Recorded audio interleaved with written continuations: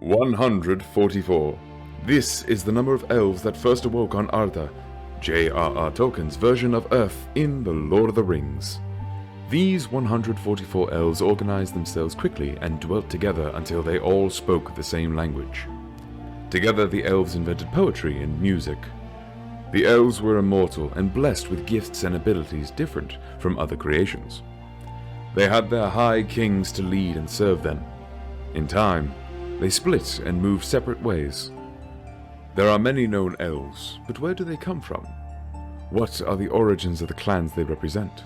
Today on Fantasy Archive, we go over the awakening of the elves and how they segregated into different clans throughout the Great March to Valinor. Long before the sun rose in Arda and before the First Age, Eru, the supreme divine entity, created his first children of choice, the elves. The awakening of the elves occurred during the Years of the Trees 1050, long before the First Age of Middle-earth. The sun and moon were yet to be created. The world was lit by 2 giant lamps until they were destroyed by the Dark Lord Melkor. The Valar then planted 2 trees of Valinor in the west to light up the world. The elves awoke in Cuiviénen in the far east of Middle-earth. Varda, the wife of Manwë, ruler of Arda, created new stars in the sky so that the elves weren't tricked in the darkness by the Dark Lord Melkor. The elves woke and first saw the stars which they adored. The first sound they heard was the sound of flowing water splashing over stones, so they loved water as well. Emin, Tata, and Enel, with their wives, were the first to wake. They walked together and were joined by other elves during the journey through the forest. They called themselves Quendi, which means one who speaks with voice, as they did not find any other living beings that could speak or sing like them. Emin, Tata, and Enel roamed about the shores of Cuiviénen, each picking members to join their clans. The elves formed 3 clans: the Minyar, the Tatyar, and the Nelyar. The Minyar, or the Firsts, consisted of 14 members and were the least in number. Emin picked the first 12 elves.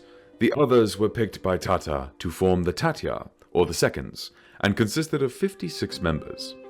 The Nelyar, or the Thirds, were the most in number, consisting of 74 members. The Nelyar possessed beautiful voices and referred to themselves as the Singers. Meanwhile in Armen, the Valar were unaware of the awakening of the elves. They were all there, except for Melkor, who was roaming around Middle-earth. Melkor soon discovered the elves and tried to trick them. He wanted to plant doubts and fears about the Valar and the elves, so he sent scary spirits in the shape of great horsemen similar to the Valar Orome, who he thought would be the first Valar to find the elves. Eventually, Orome came across the elves. Although at first the elves were suspicious, they came to see that Orome was not like the dark spirits that harassed them. Still, some were afraid, and hid never to be seen again. Some of these early elves were taken by Melkor to Utumno, and are said to be the first elves to be twisted into the first orcs. It was decided by Manwë, king of the Valar, that a war be waged against Melkor to protect the elves from him. In the Battle of Powers, Melkor was bound and sent to the prison of Mandos. The Valar desired to provide the elves with a haven free from the grasp of evil, so eventually the Valar summoned the elves to Armen. Unsure what to do, the elves selected 3 lords as ambassadors: Ingwe, Elwë, and Finwë. They would join Orome to Valinor and report back to them. On their return to Cuiviénen, the elven lords told the elves about the glory of Valinor. Many joined Orome on the great journey toward the west. These elves were known as the Eldar, or People of the Stars. Those who remained in Middle-earth were known as the Aveiri, or the Unwilling. They preferred starlight and the vastness of Middle-earth. Some were still fearful and distrustful of Orome. During the journey, Orome gives each clan new names. The Minyar were called the Vanyar, the Fair Elves under Ingwe. The Tatyar were called the Noldor, the Deep Elves under Finwë. And the Nelyar were known as the Teleri, the Singers under Elwë. Altogether they joined Orome on their journey to Armen. though many elves would never actually get there.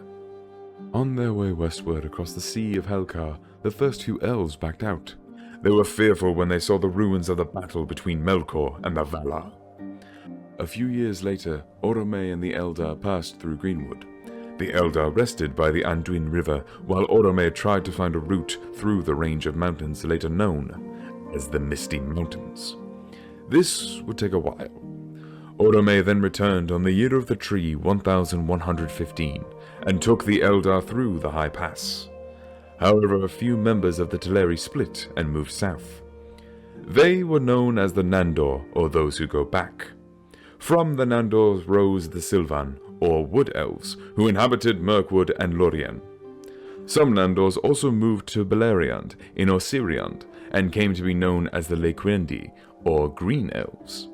Now going back to the party on their way to Aman, the Eldar continued ahead and passed through Eriador to the Great West Road. In 1125, the Vanyar and Noldor reached Beleriand, but the Teleri lagged behind at Eriador. This is the moment where they officially got their name, Teleri. The Teleri finally made their way to Beleriand in the year of the tree 1128. It was then that their leader Elwë met the Mayor Melian in the woods and disappeared for over 200 years. 4 years later, in 1132, our main party, the Vanyar and the Noldor, were taken across the sea on Tol Eresi, which was an unrooted island used to ferry the elves by the Valar Ulmo. The Teleri did not hear Ulmo's summons and were left behind. He came back in 1150, and most of Teleri left for Valinor. The few Teleri that remained were called the Sindars, or the Grey Elves. Some Sindar elves settled in realms like Mithrim and Doriath under Elwë, now known as Thingol, who reappeared, and a few others settled on the shores of Beleriand Falas and were known as Falathrim under Lord Círdan.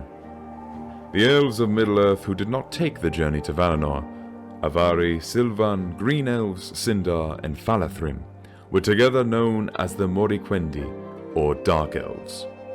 They were called dark not because they were evil, but simply because they were Umanyor, or those who never saw the light of the two trees of Aman.